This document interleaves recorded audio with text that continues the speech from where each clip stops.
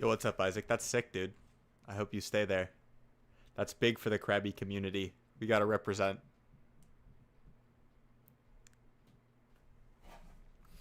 All right, guys. Class is starting soon. We got a nice replay to look at today. We're gonna look at some more Faceless Void. We're gonna look at some more Faceless Void. Give me a second, though.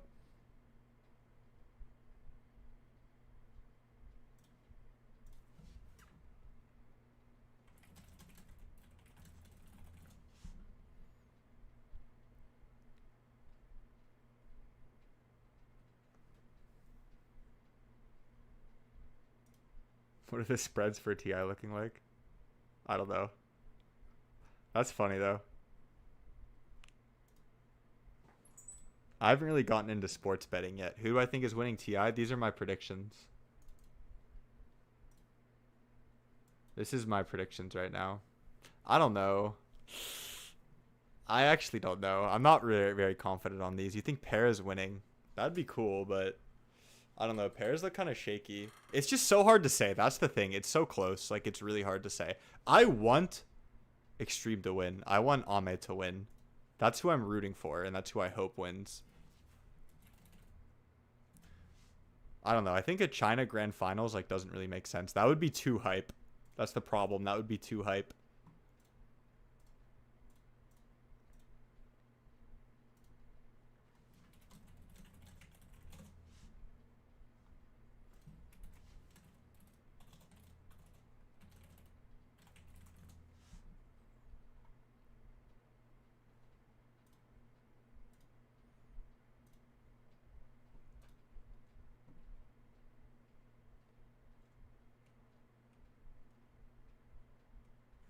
Para definitely winning. Bro, you're so confident. I don't know about that.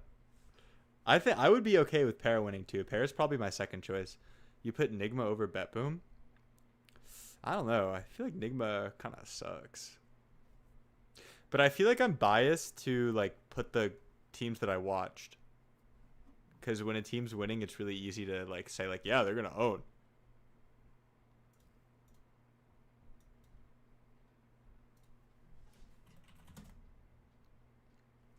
Okay, I'll be right back. I'm gonna let people filter in for the night class, guys. We got a good replay to watch. Faceless Void replay. It's gonna be sick. We're gonna learn more about Void.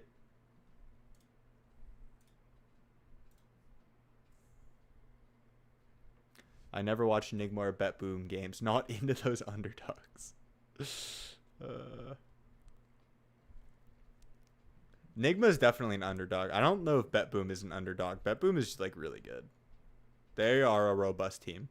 And GPK is like the father of mid lane in that region. Right as I head out to dinner, we'll catch the VOD. Cool, Yaro. Thanks for stopping in. Good luck. Thank you.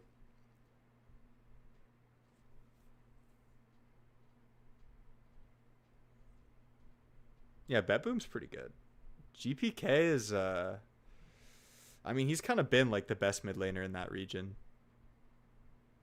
I don't know though. BetBoom kind of chokes in playoffs a lot of the time. So, yeah, BetBoom has game. Pierre is also really good. I mean, this guy is really good. I like save as well. They're pause 4. All right, I'm going to be right back, guys. Get some water, and then we'll start.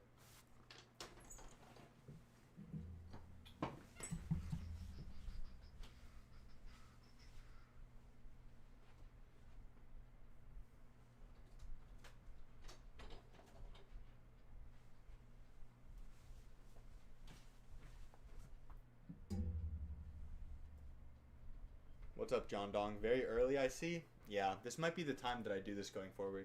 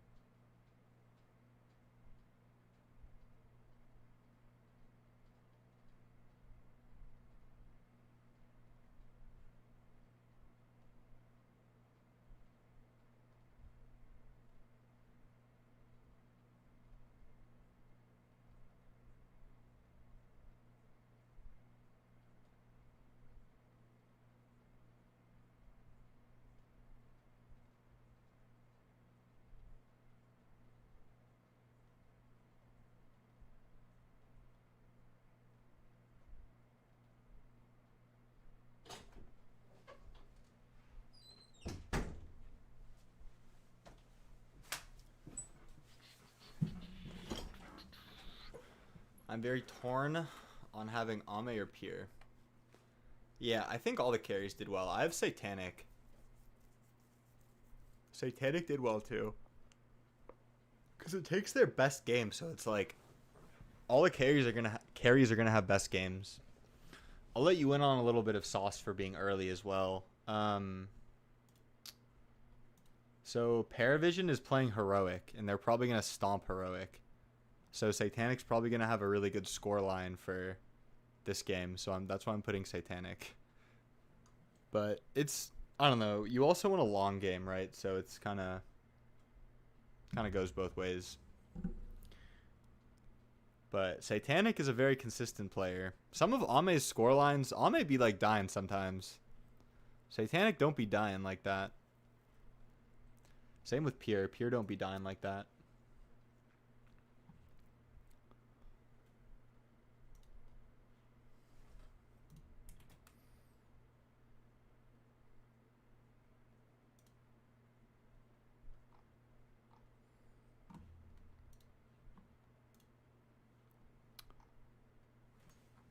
Wait, one more second, guys.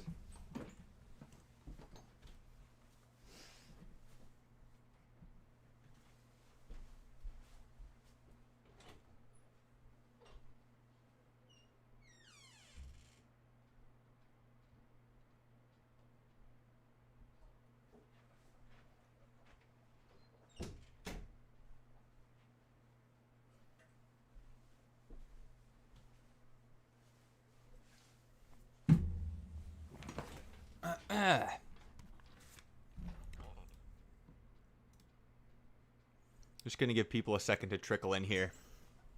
I feel like a Zoom professor right now.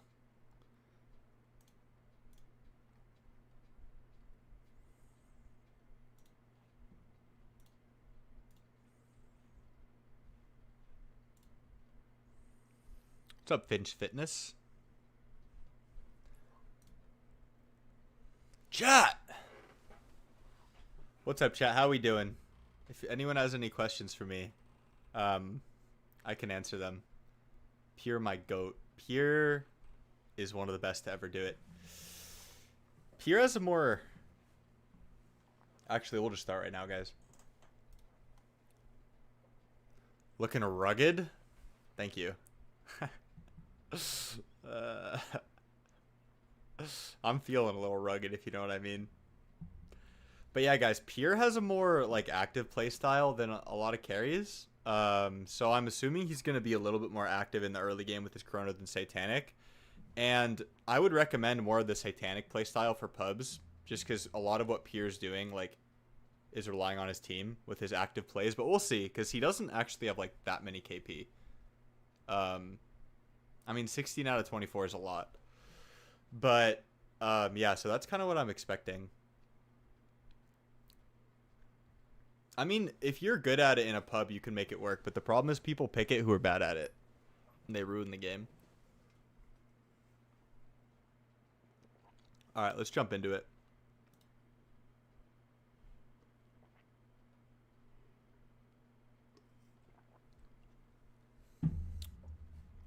So the first thing I want to look at is when he picks Faceless Void. What he sees in the draft when he picks Void. Okay, so they pick it on 18, it looks like.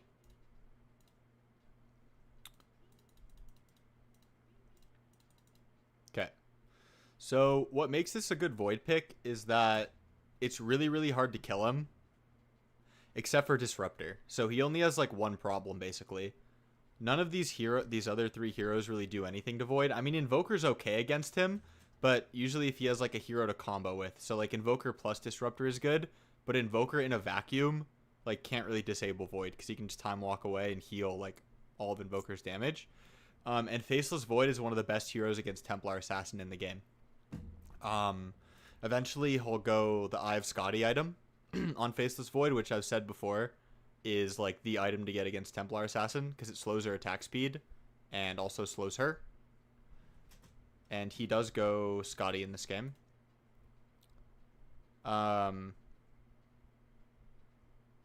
So yeah, this Void pick makes sense because of that. That's like the main metric. Like he doesn't have overwhelming damage in the chrono from his team. What's up, Henry Bottomsworth? Another like, or I think a common mistake people make is they only pick Void when they have a lot of damage in the chrono, like some sniper behind them, but you don't need that. The main criteria is how easy is it for them to kill you. And so one thing that I want to look for in this game, guys, is how he plays around the Disruptor. Because the Disruptor, looking at the drafts, it's his only problem. Static Storm is the only thing that can kill him. Nothing else, no other combination of heroes can kill him. It needs to be Disruptor. So I want to look at like how he plays the map in relation to the Disruptor. I want to look at his relationship with the Disruptor in this game specifically and like how he plays around it. So we see a more normal starting build this game than what Satanic does. Just player preference. Whoa. Yeah, this is a pure game. Hold on, my audio is weird. Let me fix this. Okay, I think it's better. Okay. So again, in lane on Void, guys, probably gonna see nothing special. Like you're just farming. On Void, you always play for like a 3-4 item timing. You don't do anything crazy. And again, you just want to get... I want to stop saying again. You just want to get to that timing with as little unforced deaths as possible. So what I mean by an unforced death, you guys, is if you don't, like if it's your fault, basically.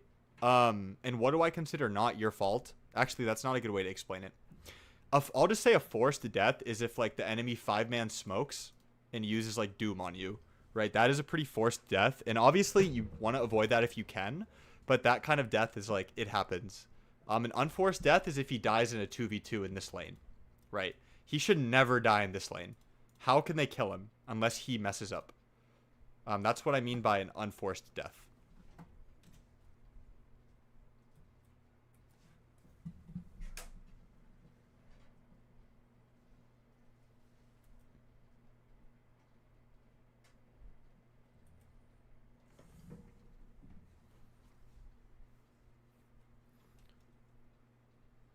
Crabby Daddy is streaming. What's up, Narrow? We're watching a pure Void game. Hold on, my audio is messed up, guys. I might have to like re-plug in my headphones or something. I'm hearing it out of one ear. I hate that.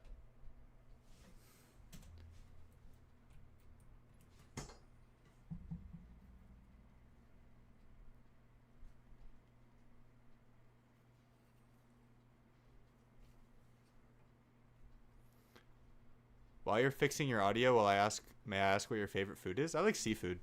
1 second, guys.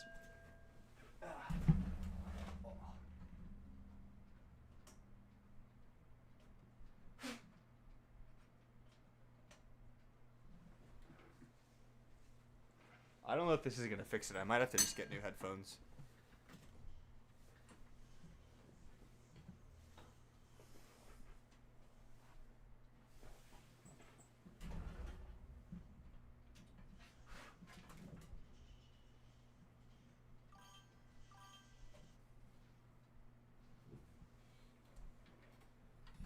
Okay. YouTube chat censorship? What? What can't you say?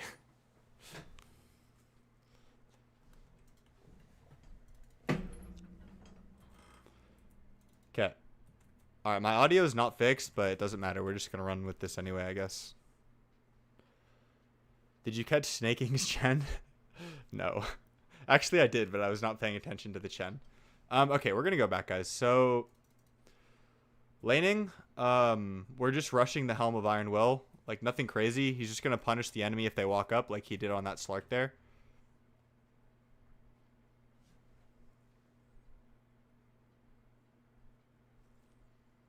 Yeah, that's a good point. A forced death is when the enemy dedicates, like, a shit ton of time and resources.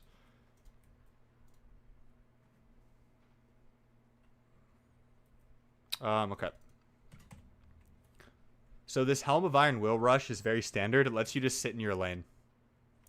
You just want to sit in your lane and farm. And be unkillable. That's all you want to do on Void.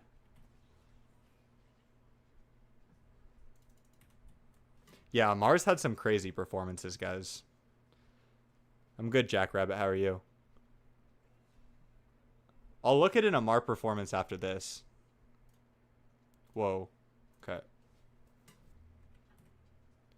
So he levels his Bash level 3 instead of time dilation. Sometimes I go level 1 time dilation if I think I can get a kill, but it's honestly like not a lot of juice. Level 1 time dilation doesn't seem very good. What do I think about the Falcon Spirit Insane game? I think it was insane. And really fun to watch. There's like an Amar like crack Monkey King moment that I want to watch.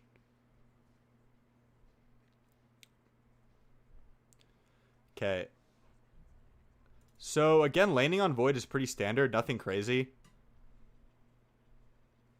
I think the W level 2 is broken. Broken.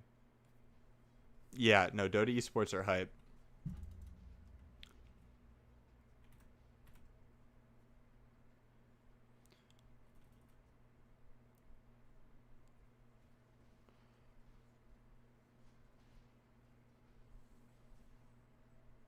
Okay, using Time Walk every time he gets nuked. Very standard stuff.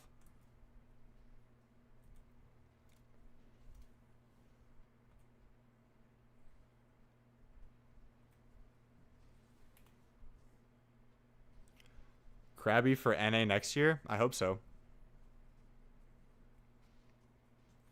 Oh, I'm going to adjust my camera. Actually, it's fine. I don't care.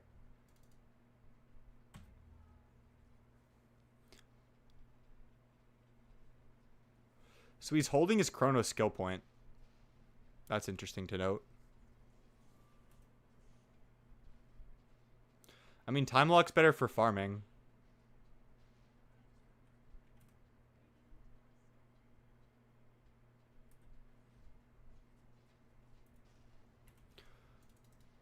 I mean, you can do it some games if you like get a kill off of it. If you're against some like Timbersaw Skyrath mage lane. But he's like, I think he's accepting that he's never going to kill Dusa or Slark. They're just kind of like handshaking on farm. So now he has the helm, and I'm just going to speed through this part. And I'm sure he's just going to stay in the safe lane and be farming. And this is all you need on Void, guys, to carry the game. Because Pierre, I didn't really talk about this, but he had a really good performance, like a standout performance. It was a very close game. He's 9-1. Right, he carried the game. And this is all you need. You just want to be stable for the first 10 minutes. 4.2k net worth on Void is very good. This is very good, and you usually cannot ask for more net worth than this on 10 minutes on Faceless Void, right? He farms slow, but he's like the end-all be-all carry.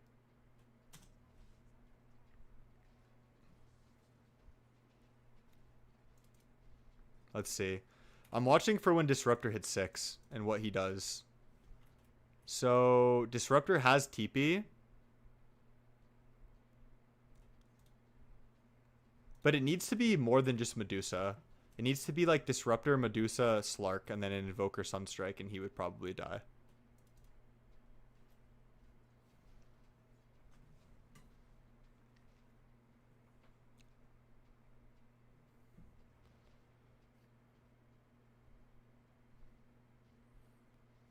The Radiance timing depends on the hero. On Lifestealer, like 15 minutes is good. Anything before that is super good. But it depends on the hero. Is this a coaching session? No, we're watching yeah, I'm coaching Pierre from BetBoom. No, we're learning from Pierre. Maybe I could do coaching sessions during this time. That would be interesting. Yeah. Guys, if anybody pays me $40 right now, I'll do a coaching session with you on stream. Wait, that's not true. That's not even my rate. Sorry, that's less than my rate. My rate is 65 USD an hour. So if you pay me that, then I'll do a coaching session with you. Or if you pay me $40, I'll do a short one. Yeah, Pierre's coaching us.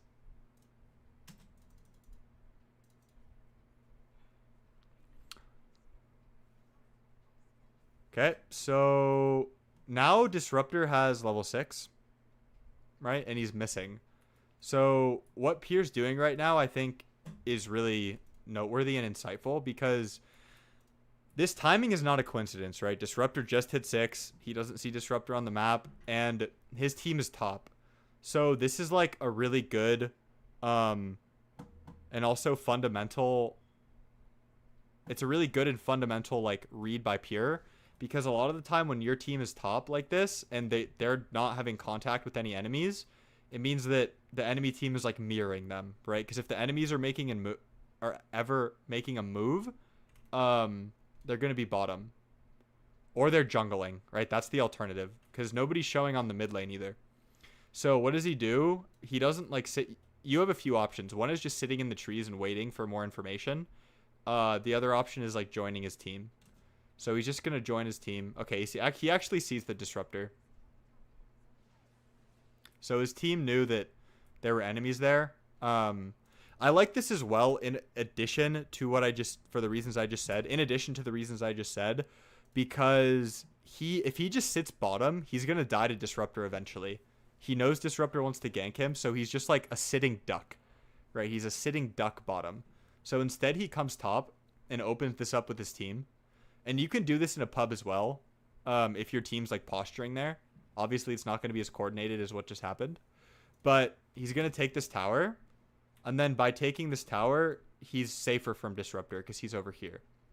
It's harder for Disruptor to find him when he's farming here, guys, in the enemy jungle. Because he could be farming here, he could be farming here, he could be farming here, he could be farming here. Disruptor has no idea, right? But when you're bottom, it's really easy for Disruptor to TP and just kill you. I'll pay you with my left kidney. I do not accept kidneys. What's my BTC address? I'll send that to you. I don't want to get it right now. I have to open my laptop, but I can send it to you soon.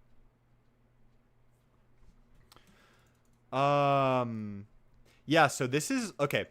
I want to zoom out, guys. It's time to teach you a fundamental Dota concept. But before I do that, I need to fix my camera. I have gesture settings on my camera on, guys, and so like when I raise my arm, sometimes it makes my camera follow me, and I don't like that. And I have to turn it off every time I like restart my computer, which is really annoying. Okay. Off. Oh shit. That's too much. Okay. All right. Fundamental Dota concept time, guys. Proactivity versus reactivity. Okay. Proactivity versus reactivity. Get that into your heads. Drill that into your brains. Connect with my brain waves right now. All right, we're connected. We're on the Dota astral plane together, and I want you guys to remember this.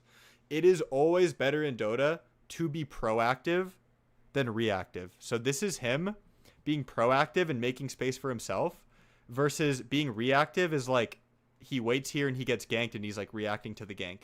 He is taking steps before the gank actually happens. I ascended. I'm glad. That's what I was going for. And this applies. All right, back to the astral plane. This applies to every single role in Dota in most situations, right? An exception I'm thinking of though is like you want to react defensively with Chronosphere, like to TP into enemies' dives. You do want to do that. But in general. Can you explain the Helm of the Dominator shenanigans? Yeah, Dominator's like Midas. And it also makes you really tanky. So it increases your farm speed. And you tank up. And it's cheap. And doesn't cost mana. It's pretty good. Would the right one make you reconsider? No. Yeah.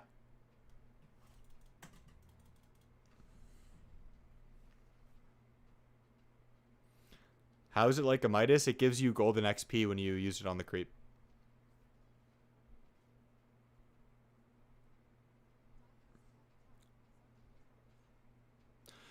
Wow, this was a really good move by Pierre. So this was like his relationship with the Disruptor.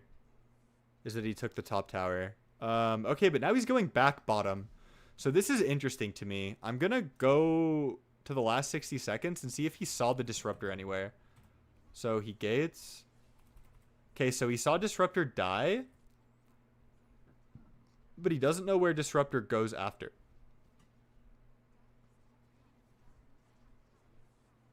I like this, guys. He dragged the wave to him with the Helm Dom creep. This was nice.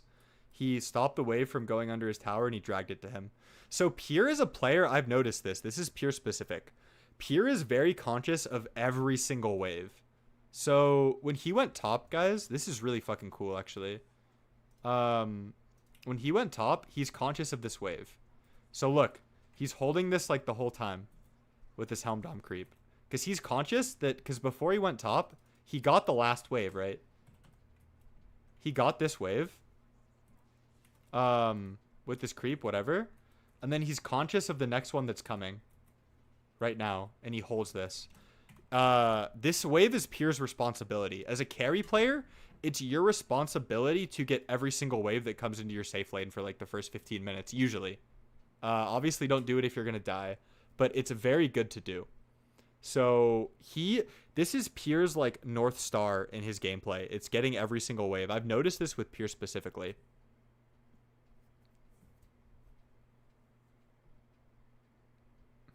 Yeah. Okay, so then we're going back. Oh, we didn't do neutral item trivia time, guys. That's my favorite part of this. All right. So we know he took the Spark of Courage, guys. Which enchantment do we think he's taking? 1 through 4. 1 for health, 2 for attack speed, 3 for movement speed, 4 for damage. 1, 2, 3, 4. Which one do we think he's taking? I think he's going to take the attack speed. I think he's going to take 2. Chat, 1, 2, 3, 4. Which one is he going to take? 2? You guys agree with me? Health was my second choice. I think health is good because it could be the difference between him living and dying in this game. Especially because he's bottom. Time lock does go burr with attack speed. But especially because he's bottom, like he could get ganked, and I feel like if he has the health, he won't die. So I don't know. But this is a really hard decision, guys. I think he's going attack speed. Yep. He went the attack speed. It's funny, I would have said health like 2 weeks ago. But now I learned that people just go like the farming one. Okay. Let's look at what he does. And his relationship to the disruptor. So the first step in avoiding getting ganked is recognizing the hero that can gank you, right? And in this lane, in this game, it's disruptor.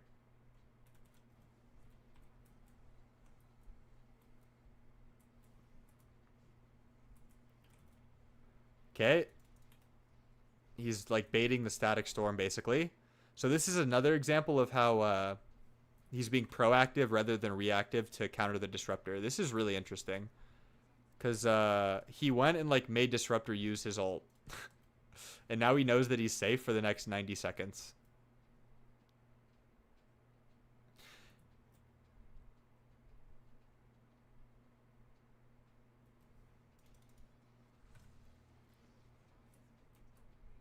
Okay, now he's smoking with his team. So this is what I was saying at the beginning. Like Satanic would never do this, and I don't think you should do this either, guys. In your pub, you should just farm. Cause okay, actually this was good because he has Hoodwink and Zeus behind him. I take that back. If you're Hoodwink and your Zeus like call for a smoke, you should do this because he has a lot of damage behind him. Because right now he does not have a lot of damage in the chrono. At least he has his treads. What's up, Pooj? How's it going?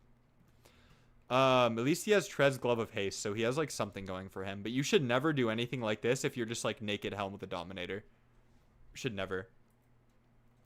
Also, I like that he has a wand. Satanic didn't go wand. And I prefer wand for sure. In most games.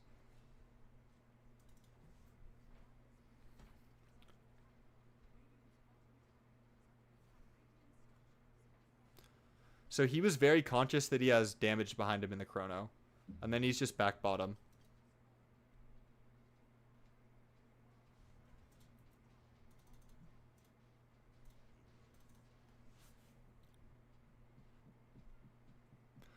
Is he on a timer? No.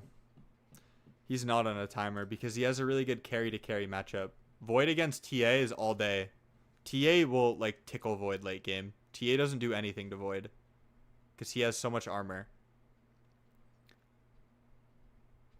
Not like I'm going to lose timer, but you get me. I mean, maybe at like 80 minutes. Maybe. I don't like Invoker Hex is going to be a little bit weird for him. I don't think so though. Like Medusa 3 doesn't scale amazing. I think he's fine.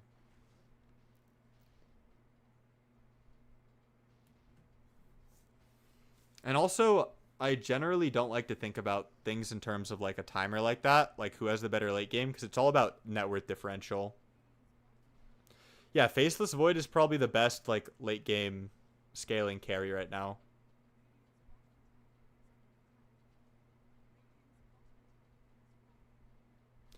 Yeah, you can't do much into double chrono. You're right, Jackrabbit.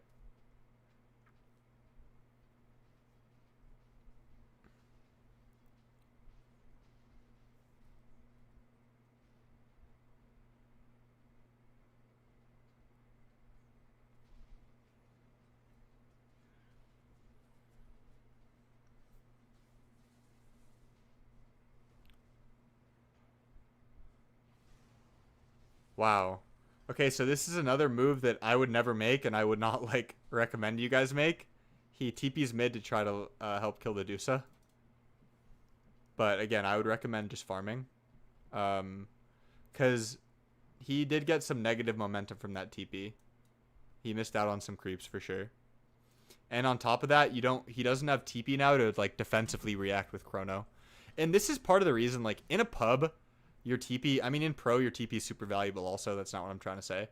But in a pub, like having your TP is really good because the enemies are going to make mistakes and they're going to dive your T2s and you're going to TP in and Chrono them and kill them. No, he picked Void after Slark.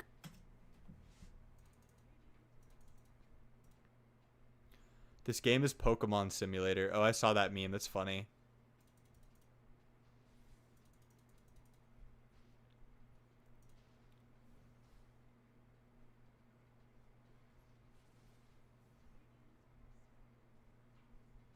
Oh no, I spoiled the neutral, guys. So he goes attack speed again. We'll just look at the options because I do want to learn to see if it's what I would take. I would take the Brigand's Blade if it's here. Okay, this makes sense. You go Poor Man's and attack speed. Satanic went Lifesteal, which is interesting, but I don't think he had attack speed as an option. 2k MMR, what's one carry you would spam? Any carry. Faceless Void, Ursa, Nature's Prophet, Lifestealer. Actually, I probably wouldn't spam Lifestealer. I think one of those three. The neutral sad. Maybe I'll make a video on that, like what carries you should spam right now. Actually, I will do that. That'll be a good video. I'm gonna write that down.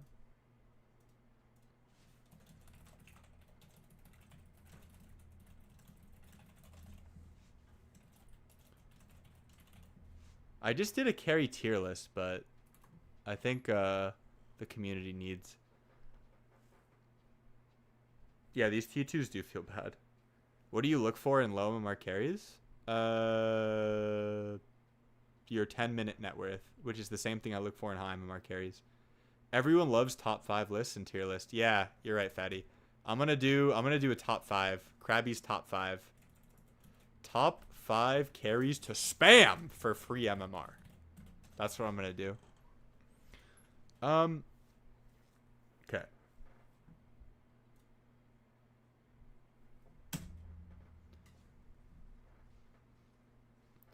What do I think about out carry? I think it's good.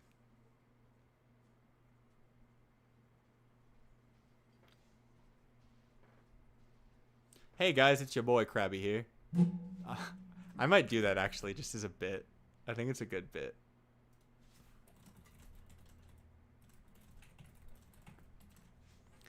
Okay, so I'm probably not going to upload this to YouTube. What makes a good 2k MMR carry? Oh, bro, you can play any hero. You can play and win on any hero. What do I think of Marcy safe lane? I think it's really good. I think my top 5 carries to spam are going to be Nature's Prophet, Ursa, Faceless Void, Marcy, and Anti-Mage. That's a hot take, but I think Anti-Mage is really good in the right game. You heard it here first, chat. Why no Sven? I mean, Sven is good too. It's just not like... Sven, okay, here's why. Sven, like, falls off. And that can be annoying in a pub. It can be hard ending. Let me check Pro Tracker, actually, for the video. I have to consult the win rates. Okay, Prophet, Ursa, Void are all top 5. Anti-Mage is not in the top 5, but I think it's a good one to spam. Marcy. I don't know if Marcy Carey is going to be in my top 5, guys. I don't know. I have to think about it. I have to think about my top 5, so stay tuned for the YouTube video.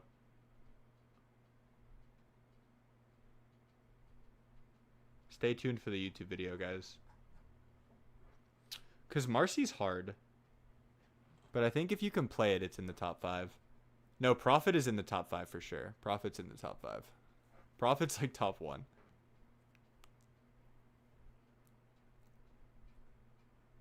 I mean, you can 1v1 in high MMR2 on AM. Does Wraith King fall in the same boat as Sven? No. He falls off, but it's easier to end the game on Wraith King. It's easier to end the game. Because people just feed on you in lower MMR.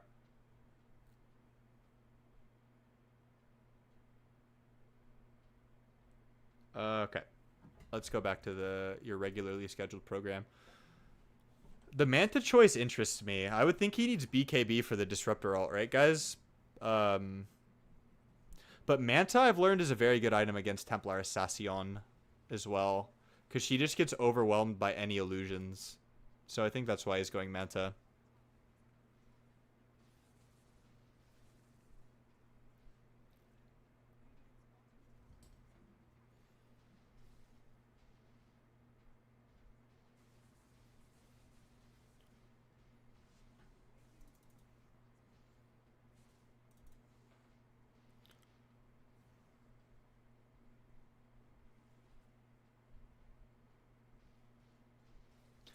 So I just want to point out, guys, that his chrono is up and he's not, like, trying to do anything crazy.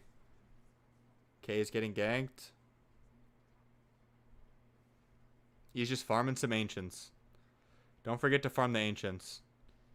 You can Manta dodge the glibs for aura farming. That is true. That is a shit ton of aura.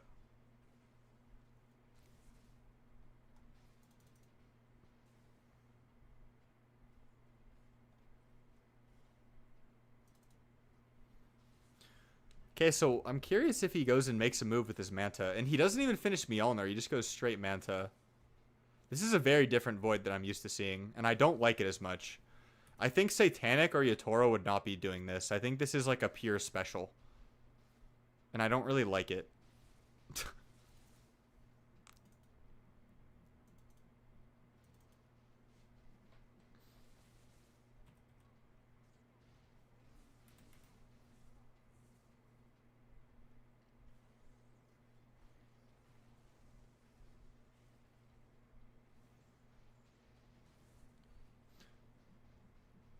I mean, I think this is a good Manta game. What I'm talking about is, like, finishing Manta before Mjolnir.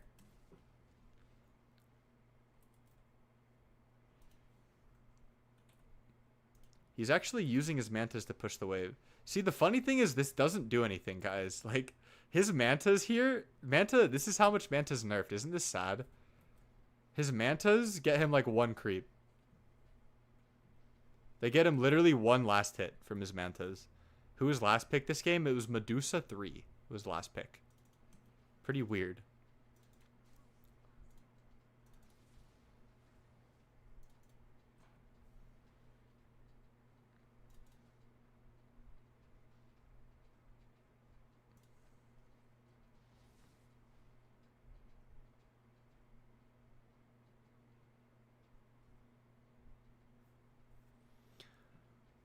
Okay, so what I am noticing against the Disruptor guys is he has never farmed like this area at all.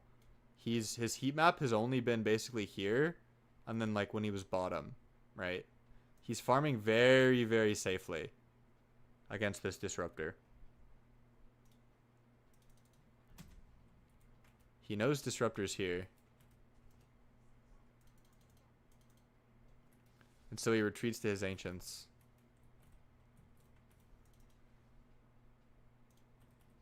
Yeah, I think Deuce is a good pick for sure. Because on Void, I think it's kind of a tempo thing. Like, you don't have damage to deal with the Deuce until much later.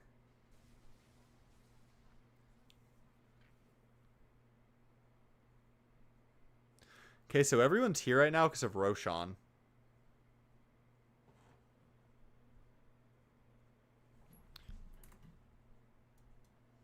Oh, I just realized I never clicked record. That's funny. Not that I was going to upload this anyway, but I thought I was going to upload it. Wait, did it stop?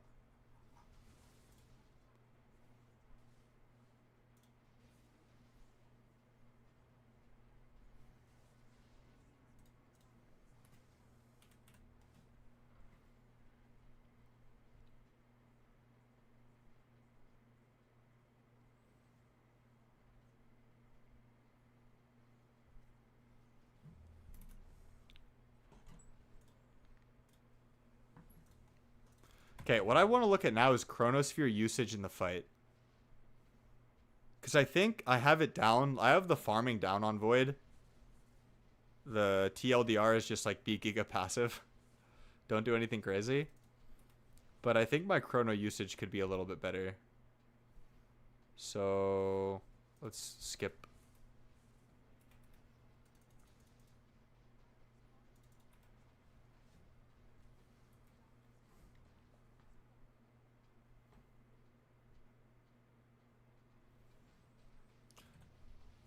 Okay, I'm assuming he's going to wait BKB. So he wants Manta and BKB. So, okay. Actually, the Manta makes more sense. He bought the Manta just to, like, survive, I guess, before the BKB. And he wants both in the game. I can see that. Manta's a really good item against TA. And the Yasha helps you farm, I guess. I don't know. I still feel like I don't see exactly why.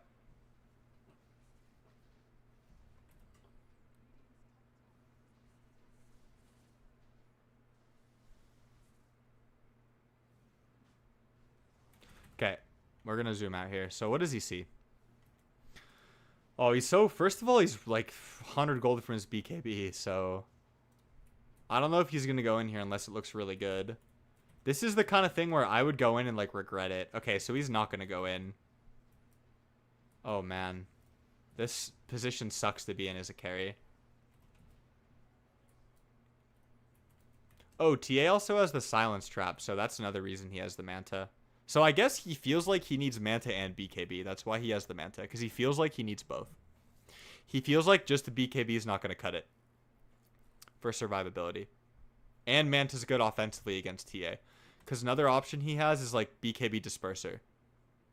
Well, Disperser is like the premium Dispel right now, these days. But Manta's also good offensively against TA. So I think that's why he has Manta.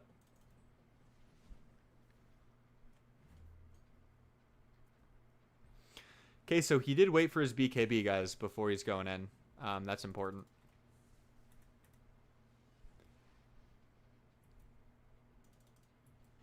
Okay, so he likes... Actually, yeah, never mind. Okay, I think he's going to Chrono this TA. I think in general on Void, when you can Chronosphere an enemy core and just kill him, you do it. Okay, he did not. Because I think... he needs the damage from his team in the Chrono. And she's BKB'd. And he just held it. No need to force it. No need to force it. Oh, I didn't see that he went the alert Shiv. That makes sense. Attack speed Shiv is like pretty bis on Faceless Void, I think.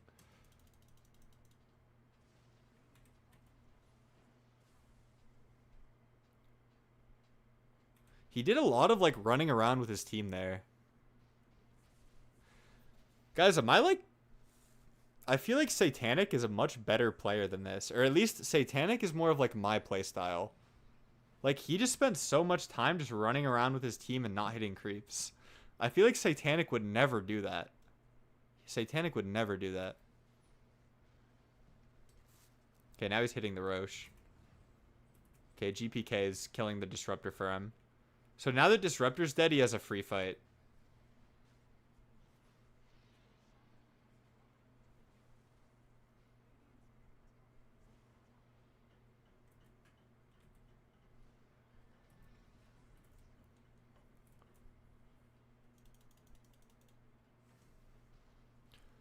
The thing is, Pierre's role on his team is interesting because he like captains his team, right, in game as well, and he's like talking a lot and stuff. I don't think Satanic does that.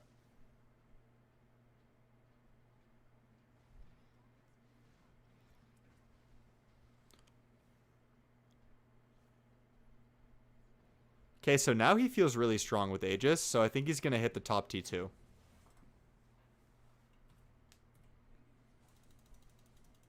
I was wrong. He's not going to hit the top T2. He's just farming. He's just farming. So this is aligned with, like, my understanding of Void, because he's, like, making a defensive play here, but he's not, like, walking enemy towers. He's, like, very content just scaling. And then the enemy makes a play, so he's going to come react to the enemy play. So, yeah, look at how long he held Chrono there. Let's just watch. So he goes in. Let's go back.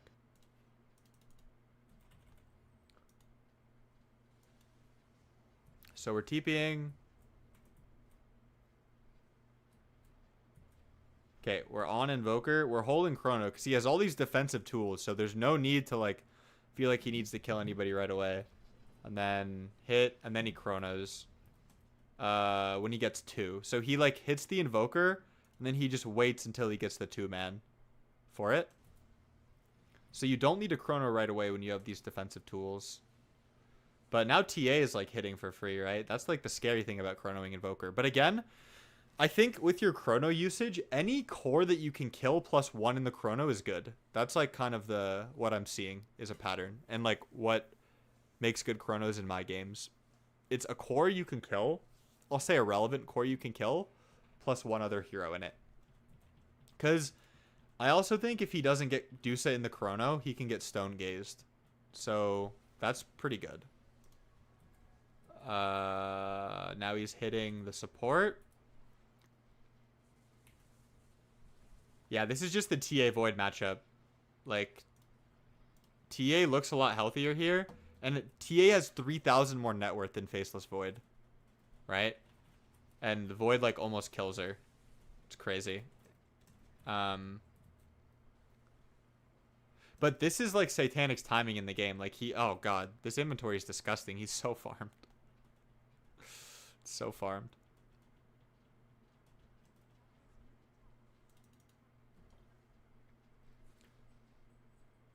Okay, so I think he knows now, like, the game is pretty much his if he gets his Scotty. Oh, wait, I think he goes he changes his mind to Butterfly. Yeah, Butterfly is also good against Templar. He has no MKB, and he doesn't want to, like, replace an item for MKB. It feels really bad. TA is not a natural MKB builder, so Butterfly is very good against TA. And it gives you armor, and armor is really good against TA. So this makes sense. I mean, he did it, guys. He hit, like, the point on Faceless Void where you kind of just win the game if you get here. Like, he is the boss of this game right now. This is his game. Okay, we're TPing in with Chrono.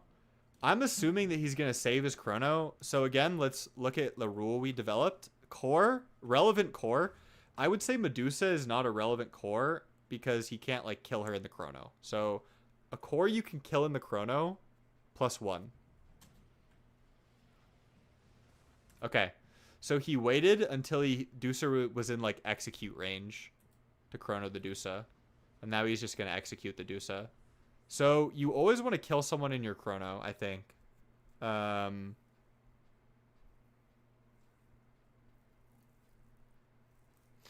No, Ursa's a more natural MKB builder than TA. Because, yeah, on TA, like, you want to fill it with other slots. Right? You want literally all these items.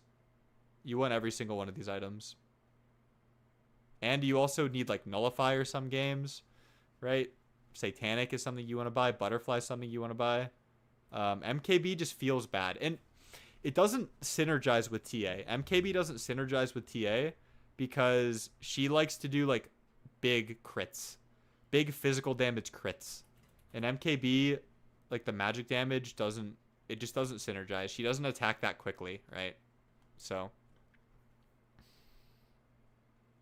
He didn't want to use, but he was saving the Zeus. Let's see if he was saving the Zeus.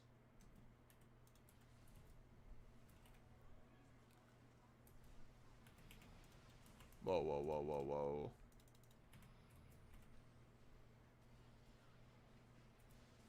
Oh, he chronoed Slark too. I didn't see. Okay, yeah. He was actually saving his teammate. Wow, that was really good by him. That was really good. Okay, yeah, wow. That was a good catch, Jackrabbit. That was really good by him. And then he edged. You always want to edge people. Because when you edge people, it means that your team can come in and goon them. It means that your team can, like, your melee guys can do damage to them.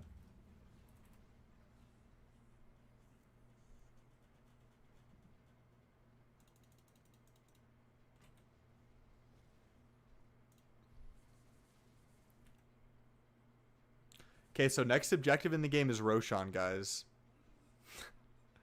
So Roshan may respawn in 2 minutes. This is an awkward timing. Because it might be top or bot, they don't know. Okay. I think he goes Monocle plus Titanic. But I'm cheating because I already saw it in the end game inventory.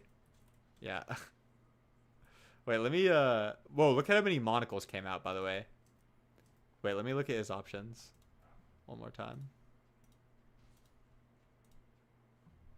Oh, no. Okay. Yeah, this makes sense. This makes a lot of sense. You wouldn't really want anything else. The magic resist is, like, okay, but, hello, Ballad Art.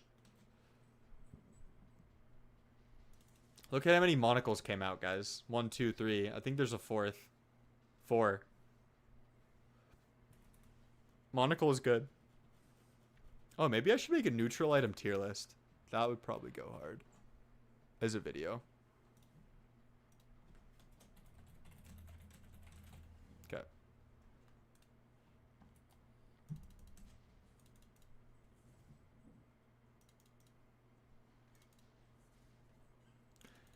Okay, so we're just chilling, guys. Nothing to do right now in the game. We're just waiting for Roshan and finishing our Scotty. That's all we're doing.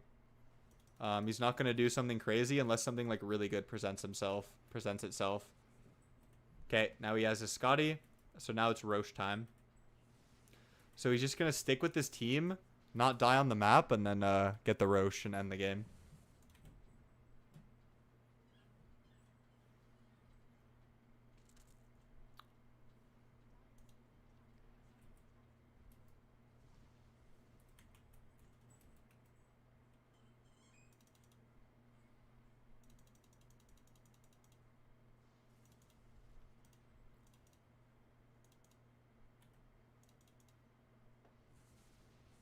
Is Roche up? I don't think it is. Yeah, it's not. They get a long spawn. Now it's going bottom. So they're going to transition to bottom.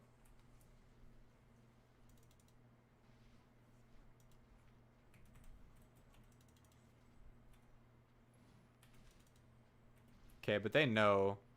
So they're going to disengage and then probably re-engage with smoke if they have it. Like, smoke, put a ward down, try to take a fight. Something like that. Or they're just waiting.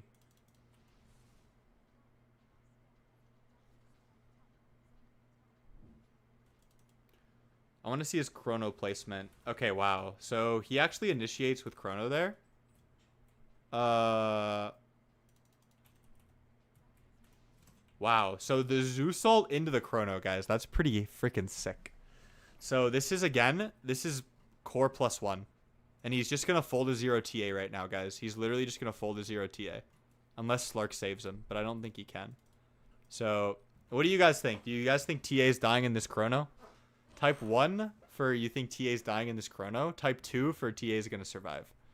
I think TA is dying in this chrono. And this is why...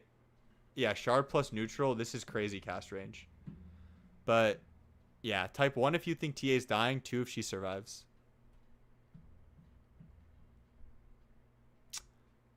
This is the TA Void matchup, by the way. This is why she's going to die. Oh, he gets hexed! The hex from downtown! Alright. I guess the tours are correct, although there were no tours. Oh, wow. She still died, like, right after. So yeah, it's actually a little mistake by Pure not popping BKB. Then he gets hexed. And static stormed. Does he have Ags? Oh my god, wait, something pushed him out of the static storm. Am I seeing that correctly? It's a wonky game.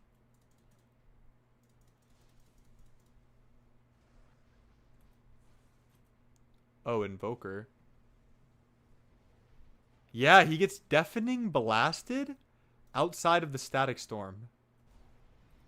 Not that it would have mattered, but they're just killing everybody. At this point, on the Void Giga timing, like, it's very easy to play the game.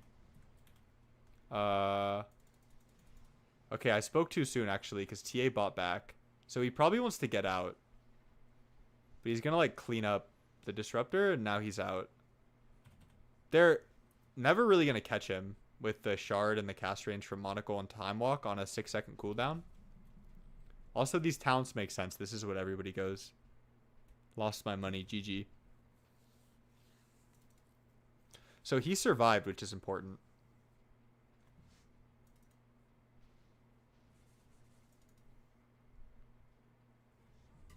And they get Roche. So this is why the game is delayed. I was wondering, because this game goes on to an hour. This is why the game gets delayed. Because they took that fight. It was probably on an enemy ward. And then there's like this whole push. Wow, this was a game 3. This is so hype.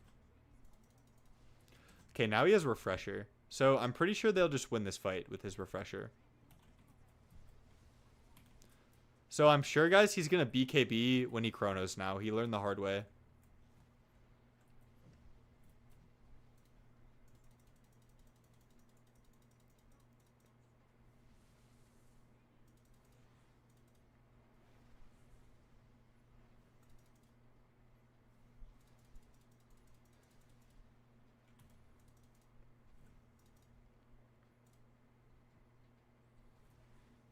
Wow, he even... I'm seeing this more and more, guys. This is some sauce. You go Lincoln's Fear against Hex. Lincoln's is really good against Hex. Even if there's, like, no other things in the game that you want a Lincoln's for. I'm going to write that down. I want to talk about that on YouTube.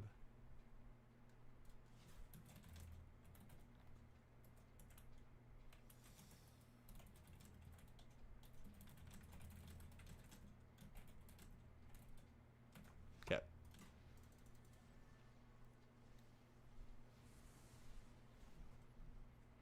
So, BetBoom does not want to fight into Paravision with the Aegis.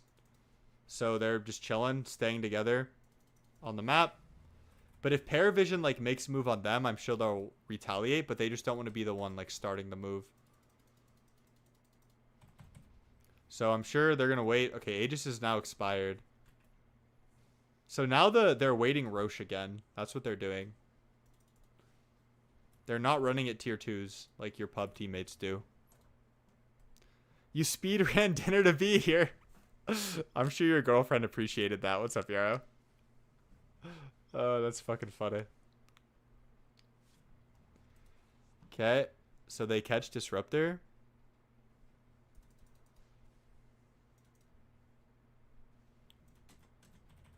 That's like the perfect jump.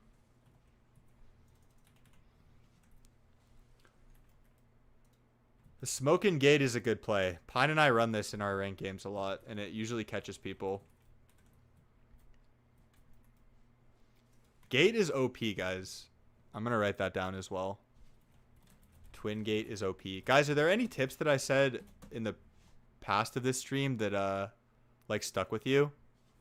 There's also like the proactivity versus reactivity point. I'm gonna take notes because I want to make another like tip video.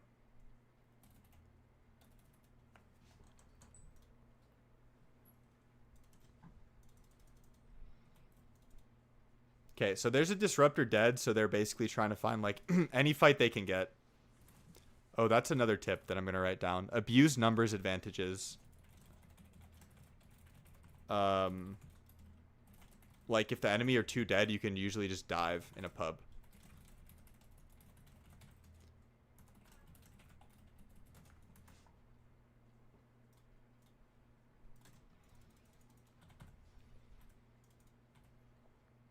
Okay, now disruptor's up. They no longer have a numbers advantage. Oh yeah, don't let your teammates tell you to make bad or let you make bad decisions is actually really good. Yeah.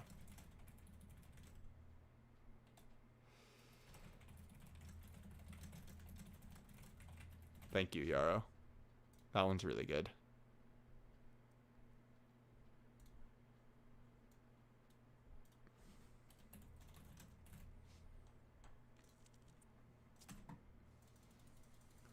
I think that's one everybody will empathize with. Holy.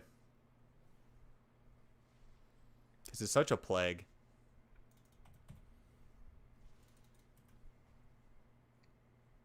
Oh, he went MKB for the butterfly. That makes sense. Wow, we're treadsless, guys. We're treadsless void. Fun fact, hero portrait targeting a branch when you up against disruptor gets you out of it. That is pretty cool.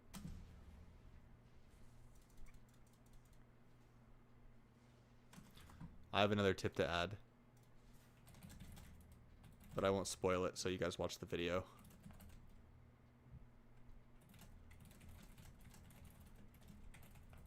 Okay.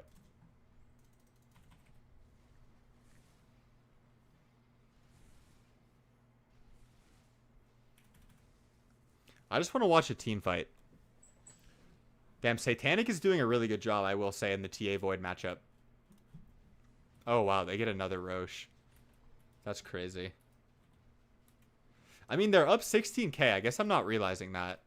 Like, even though Pier's at the Giga timing, his team is, like, a lot weaker than Paravision. Does his enchant have movement speed? No. It's Titanic. Yeah, he's just raw dog and no boots. I mean, you can kind of do it because you have max time walk with the shard plus cast range. Right? So...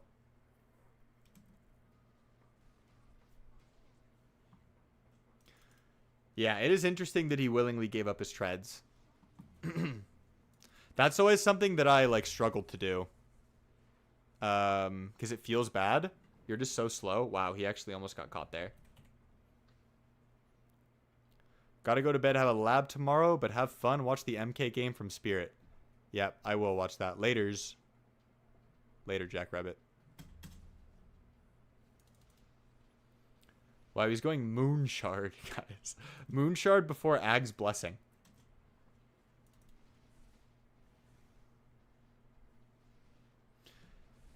Yeah, I like Disperser for treads.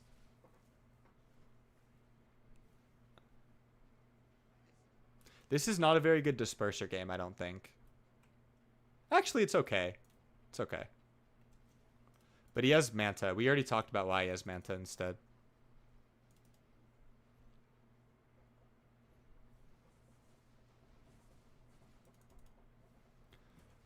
Henry's looking for a group to play Dota with.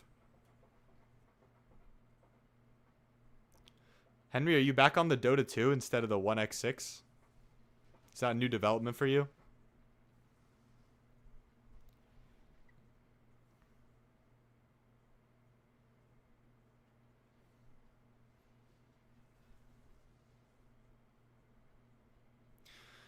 Okay, so here's what I think's gonna happen, guys. I think we have yet to see a fight with Refresher Chrono. And I think the fight that happens next, I mean, I know the duration of the game. It's an hour and 6. So I think there's going to be one team fight that just, like, breaks the game open.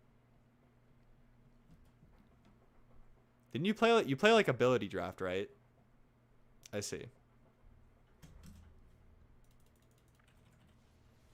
Okay. Here we are. So I predict that Void's gonna win this fight.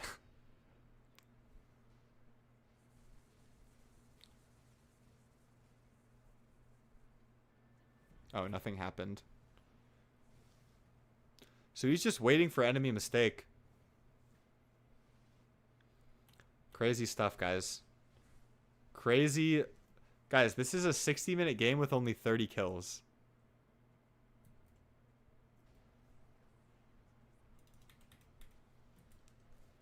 Okay, wait, let's see what happens here. I missed it.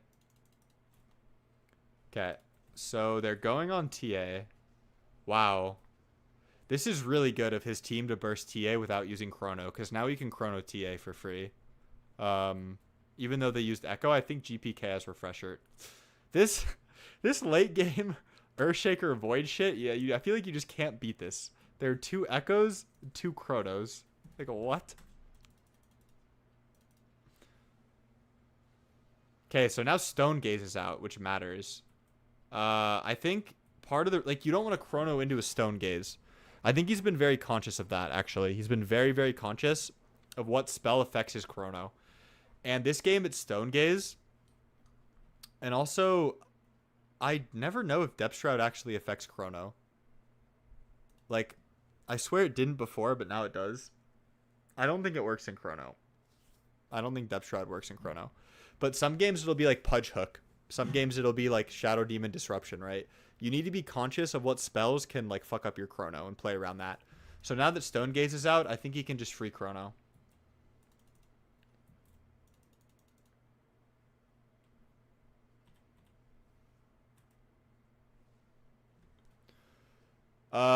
No, he has waited out Stone Gaze, or he Chronos the Medusa. He does consistently do that. Because if you Chrono and then Dusa Stone Gazes and just stands in front of you, I don't think you can play. I think it messes you up. Because he actually did Chrono Dusa more than I thought this game. But there's sometimes if he's like initiating on them and he sees them on a ward or like with the Zeus ult, he won't wait for the Stone Gaze. So I think it just depends how set up Dusa is as well. Because Dusa has to be like right there. That's the other thing. It's like a weird timing thing.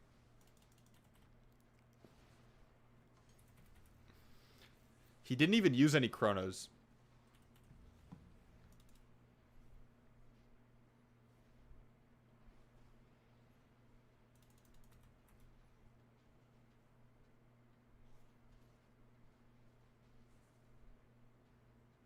Oh wait, I guess he could like change the angle in Chrono. Yeah, I think you guys are right.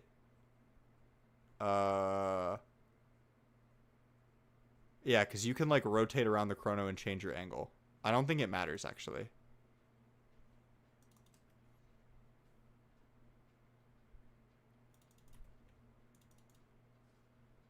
I don't know. He low-key like been playing around it though. I don't know. I actually don't have like a conclusion on this. But what I do know for sure is you should be conscious of the spells that disrupt your Chrono.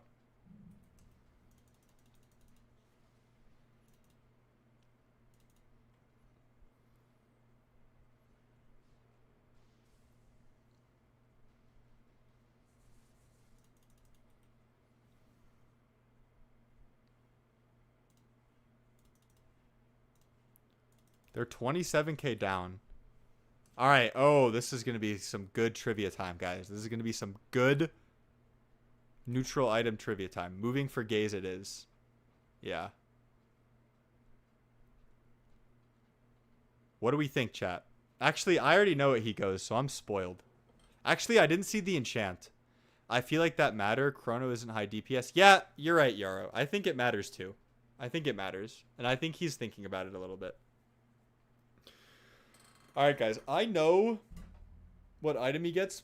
I'm just going to spoil it so we're on the same page together. He gets the Divine Regalia for the damage.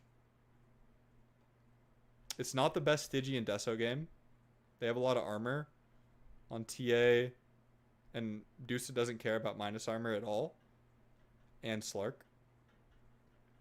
So he goes the Regalia. Now, I don't know what enchantment he goes. I don't think it's a very good status resistance game. I think he's gonna get this. I think Audacious is really freaking good. I think he's gonna get Audacious because magic damage as well is good against high armor, good against TA, it's good against Slark. I think he's getting the Audacious Regalia, guys. And it gives attack speed. Okay, I think this is pretty obvious. Does anybody in chat have a dark horse hot take on what enchantment he's going to go? I think it's pretty obvious that he's going to go Audacious. But if anybody has some contrarian takes, get him out now. Get him out now.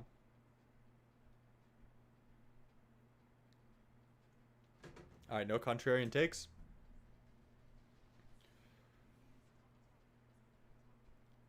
Good. You can't have a different opinion here. Wow, he's thinking about it, actually. He's thinking about it. I think he's thinking about Titanic or Audacious. Because Titanic is pretty good. Timeless for Spell Amp. Yeah. What's up, Sammy? Wow, bro is really Okay, yeah, he got Audacious. Well played. Well played, chat. So he really values attack speed on this Void hero. Because he went Moonshard before Ags Blessing. Usually you go Ags Blessing first. Alright, game-winning fight, guys. Game-winning fight. Let's analyze.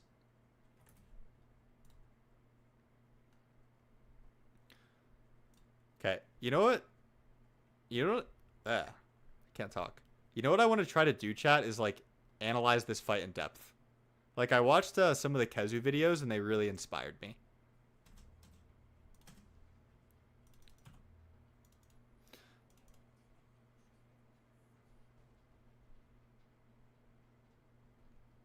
Okay, so Medusa is taking the contact. Is the tanky hero. This makes sense. He doesn't want to just chrono the Medusa. Because again, we saw that he only chronos people when they're in execute range. You want to like kill, like he'll hit Medusa for 5 seconds and then chrono him and execute him. But he doesn't want to take first contact because he can get Disruptor ulted. That's what he's scared of. He can get Disruptor ulted. So he'd have to pre-pop BKB. And I don't think he wants to do that.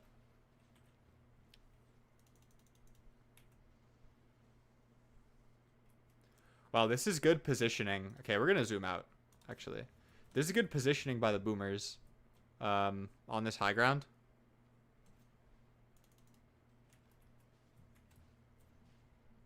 Are they in the pit? That's crazy. Deuce is like baiting in the pit. But they're still not budging past this high ground.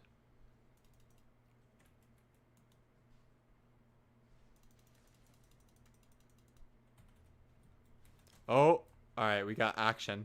So the Dire smokes, okay. Let's look at this team fight. Alright, guys, I'm going to do something really cool right now. And if you're here, I think that this is something I've wanted to do for a while. Let's watch this team fight from all 10 players' perspectives. And just see like what we learn. So first, we'll do the Faceless Void. So what he sees... This stat, okay. So boom. There's contact. Smoke breaks. So he's going to assess. Okay, wow. He instantly jumps on the Invoker. Like, no hesitation. And he's probably going to chrono this. Yeah, he has a... Okay, yeah. So he tried to get the 2-man, but he, like, barely misses. Satanic, this was definitely intentional by him, and he's just going to kill Invoker. So Invoker... Oh, no. Invoker's going to assemble? No! No! Oh, that's so sad. He didn't assemble it in time. Fuck. That's really sad, actually. But okay, Invoker's dead, but he probably has buyback, right? Anyway, let's just watch. And then 9 class walks into the chrono trying to depth shroud Invoker to save him. And then he kills 9 class. Slow hands. Yeah, that is crazy. Okay, so wait, when did he use his BKB? I'm going to see that. Okay, he used his BKB. So we talked about that, guys. He has to pre-BKB because of the Disruptor ult. Oh, wow. And 9 class, like, missed the blink, too. Okay, that's kind of sad. So now we have a refresher. Okay, wait, let's go back. Let's watch this, like, slower. Okay. Alright, so we're refreshing. We don't need to Chrono Dusa. Okay, so the team fight's won. The team fight was won before the team could react. Okay, maybe... Okay, and then they find 9 class again. I don't know if this is even worth watching. Okay, maybe it is. Oh, wow. Okay, Pierre's kind of smurfing. So then he pops his BKB. I mean, this is some Ultra Instinct shit. This Zeus, wait. This Zeus pre-Nimbus the Disruptor Blink on the Void. That's fucking insane. What? And then he let Pierre get his BKB off. That's insane. Because if Disruptor gets his ult on Void, that's like Disruptor's only goal this whole fight. No, it's not unlucky. I think Zeus just smurfed it. And then we drop a Chrono and we kill Disruptor. Okay, and then he gets hexed and then he dies and then he buys back. So then we're coming back. But he has nothing. He has no BKB, no Chrono. So this is the game-winning fight.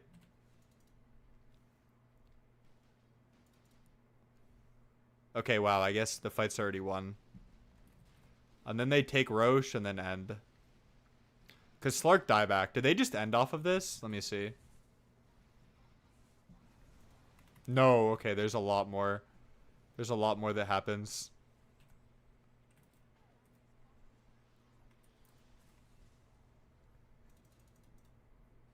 Oh, wow, he rapiered up.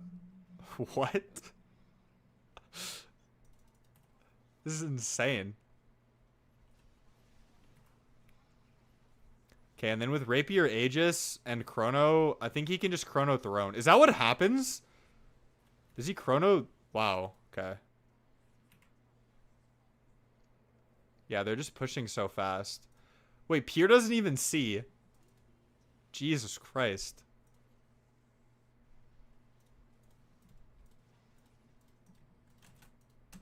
Oh, the replay's bugging out. That's why. Okay, I have to load back into the replay.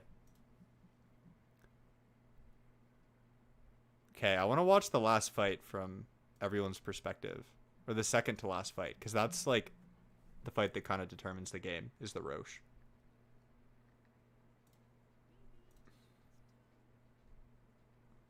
Okay.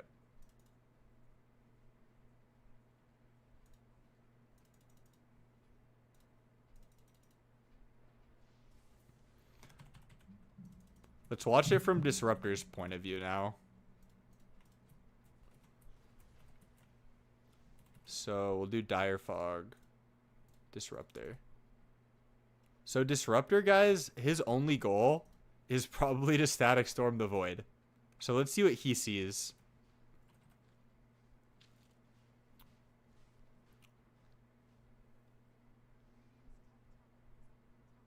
Okay, so here's the big smoke.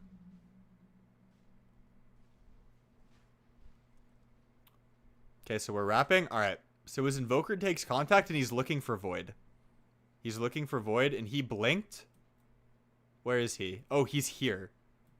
Okay. Wow, that was really fast. So he's like in this bitch. Like now. Yeah. So he wanted to Storm Void, but he like didn't get it off. Pierre knew that he wanted to press his BKB. And now his sole purpose in the fight is like ruined and he's gonna die. Yeah, he just dies. Okay, that's the Disruptor point of view. That's it. Okay, but we buy back. Now we're coming back. We got a refresher. We got another one. So now again, we're gonna try to Static Storm the Void. That's our only goal. So I'm sure he's like saying like, I want to Storm Void. No, he's out. The fight's over, guys. Get out. And then someone's like, we can go back in, guys. So then he walks back in. Slark is taking contact. All right. Oh, this is when the Zeus pre-Nimbus happens. He's like, all right, guys. I'm going to Static Storm this Void. Oh. That's just nasty. That's so well played by Zeus.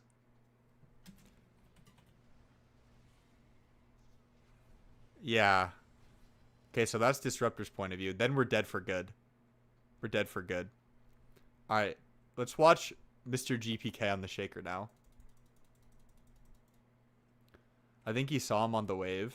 We'll see. Actually, yeah, let's watch the Zeus point of view for this whole fight. I think this was a bad smoke from Paravision. I think that's the problem.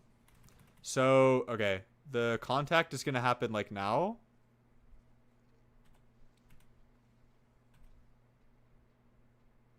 I think. No.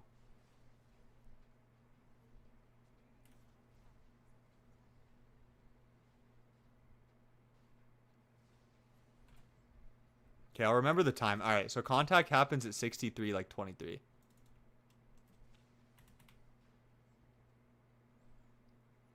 Okay.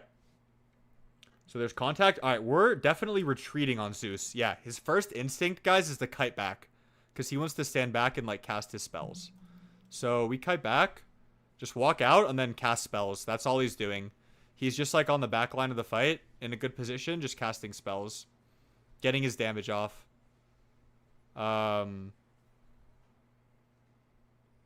He gets stunned by the Stone Gaze, so it doesn't, like, really matter. Okay, not very interesting from the Zeus perspective. Until... So we see Slark. Let's see this Nimbus. Wow. Okay, so... This placement was intentional. Like, he definitely wanted to do it on Slark. Actually, no. It doesn't matter. He was definitely doing this just for the Disruptor ult. Because he knows Disruptor is going to try to ult him. Yeah, bro. Low-key the MVP of this fight. He showed a little on Disruptor. Let's see. Yeah, 5 to 10 seconds ago. Oh, yeah, he showed here. Yeah, so Zeus knows he's coming in. I mean, they see him. They have this nice ward. Betboom has this really nice ward. Yeah. Well played, Zeus. And then we're still just, like, standing in the back casting our spells.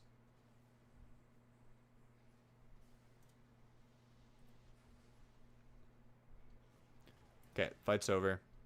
Alright, 63-25. Now we have GPK. So... Okay, we haven't seen much of the Shaker until now. Alright, so contact is taken.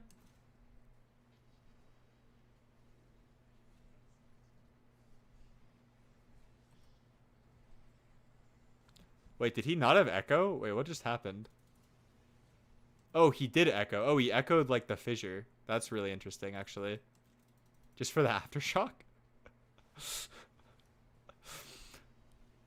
Okay, so we're going to echo the fissure for the Aftershock stun, just to kill the Disruptor. And then we're kiting to do it again. We're going to echo someone. We going on TA? No. He's just standing on the outskirts, like, waiting for his moment to go in, basically. Oh, his blink got canceled? Is that true?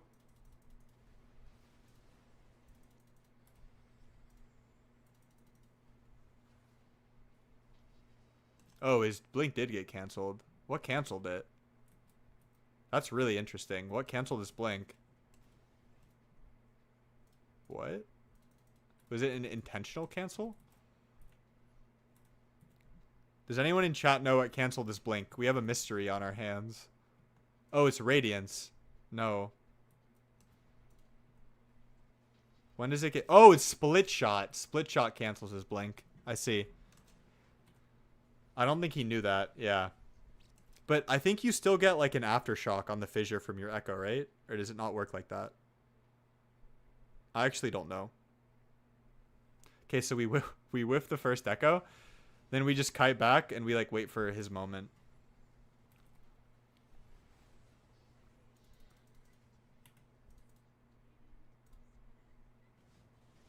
So the whole fight really revolves around the Void, is what we're seeing.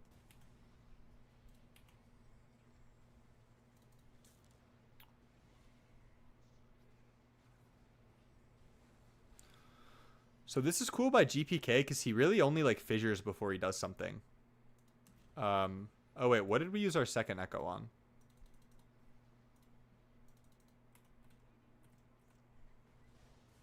Oh, we echo Slark. Wait, what?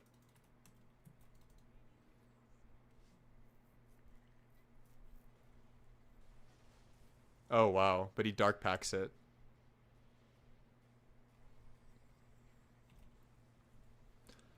And then without echo, he's not going in because he's just going to get like two-shotted by TA. Wow.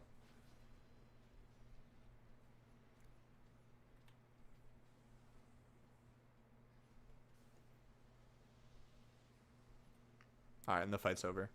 All right, bristleback time.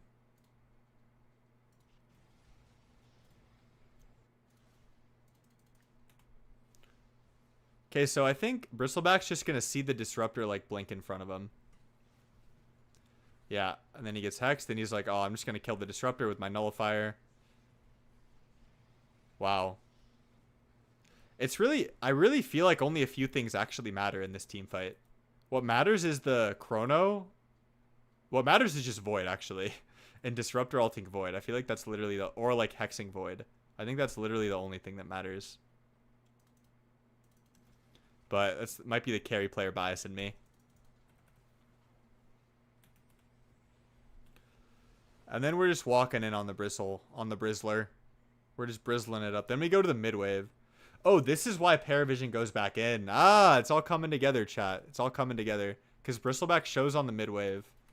And then Paravision thinks they can turn. That's why. That makes sense. Because I was thinking, like, what is with the Rego on Paravision?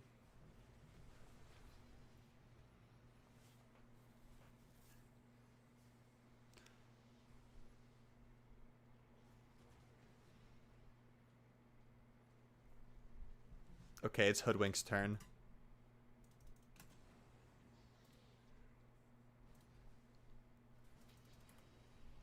Okay, so Hoodwink just dies. Okay, so Hoodwink is the victim of the first contact. So Hoodwink gets gone on. But then he has buyback. Oh, wow. No, but he survives, actually, with the helm. So let's cast some spells. Yeah, so we did... God, this item is so good. The helm, like, you can just cast all your spells. Wow, he's alive for so long with this, by the way. What the hell? He scouts Roche.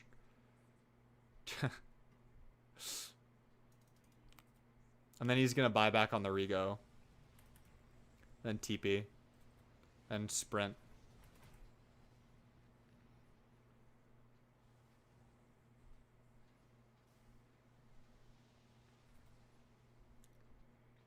And then he catches Slark. How do they see that guy? Oh, I feel like he doesn't... Wait. Yeah, how do they see this guy? Is this a mistake from 9 class? I think it is. Because I don't have the fog on. Wow. Wow, I feel like... Looking back, I think Paravision, like, made some misplays this fight. Wait, guys, I don't think Slark Shard... I'm going to test this, but I don't think it works in the way that you guys are thinking that it works.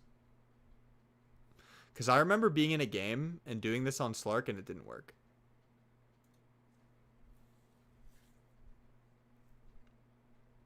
Let's test this.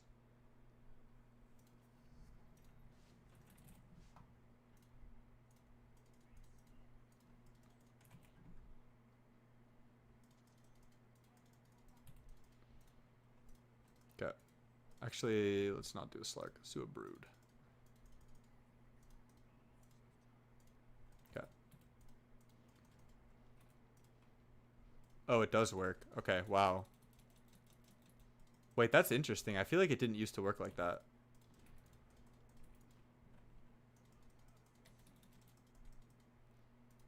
It definitely did not used to work like that. Maybe they patched the bug. Yeah.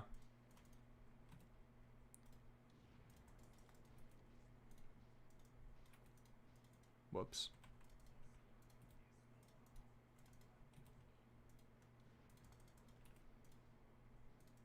Yeah. Okay. So that actually changes my analysis of this game. Yeah, he had a Wind Waker too, I know. Dang. So Pier really like played around that nice.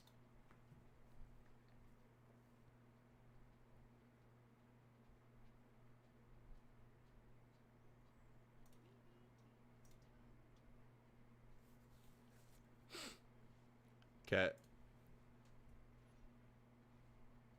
All right, let's do the Slark perspective. Okay, so we're far actually on the Slark. We're far. What are we doing? He is... I wonder if... I'm surprised he doesn't have a blink.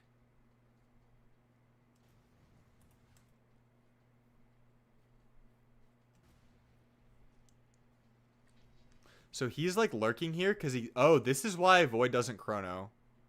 Oh no, he does chrono. Oops, I forgot. Okay. I mean, this is a really good chrono placement because Depth Shroud range is low. This is why I think 9 class... Not to like... I hate to like critique the pros, but okay. When we're like breaking down the team fight, like play by play, it's really obvious to us. But I think if he had a Blink Dagger, like he would have been a lot more impactful in this fight. I think that's fair. So he tries to save, doesn't get it, and then he just dies.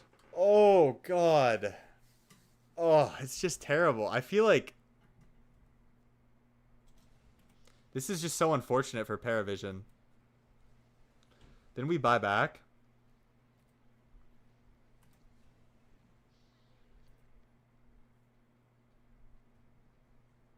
What's up, Brooks? Then he gets caught. Then we ult.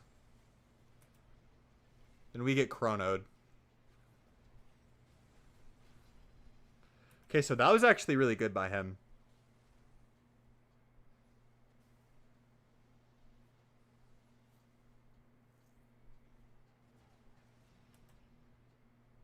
Wow, the first chrono save was really unfortunate, and the second time he's like in the chrono. Alright, let's watch Medusa point of view.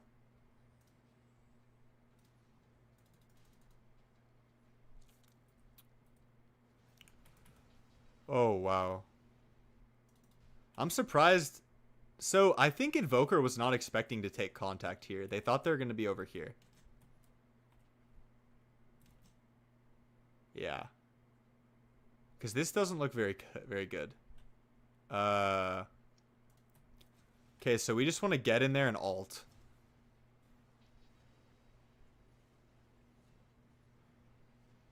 He's just getting Nimbus, though. Wow.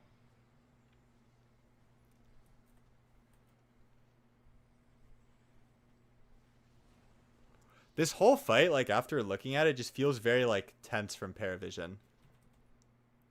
Like, it feels like they're panicked.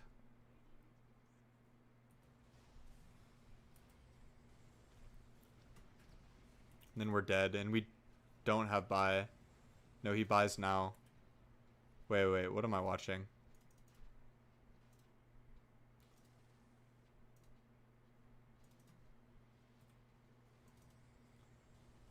Oh, we buy and TP in? No. Oh yeah, he TP's in, okay. He's honestly not having a lot of impact. Like, this is the 64-minute Dusa 3. It's, like, not a lot of impact. And then he's out. Fight's over. Alright. Next is our boy Satanic, the GOAT. So, Satanic is going to jump on the target who takes contact, which is the Hoodwink. Or the target who they initiate on. Wow, look at where his camera is, guys. That's really interesting.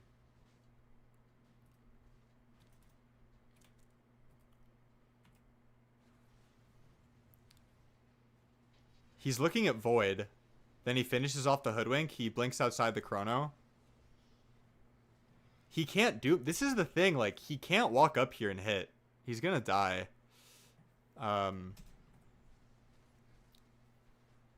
Wow. He's really just getting screwed. Like, he walks up to hit, he just gets, like, fissured.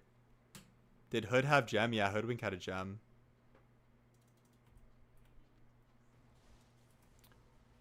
Then we see Slark, and then we walk back. Yeah, wow. If the Static Storm landed, then Satanic was in a position to kill the Void.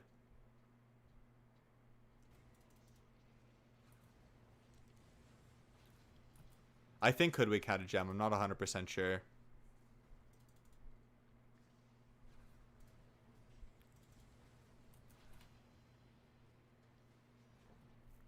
Yeah, I mean, he's just hitting when he can.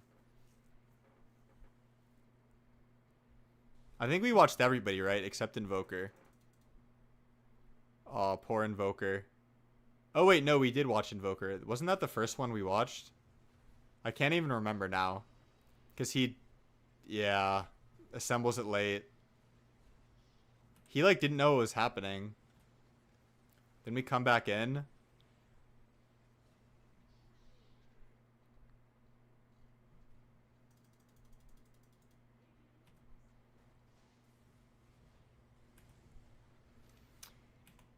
Okay, so this is when Invoker has impact, guys. It's when he can like select his target and go in late.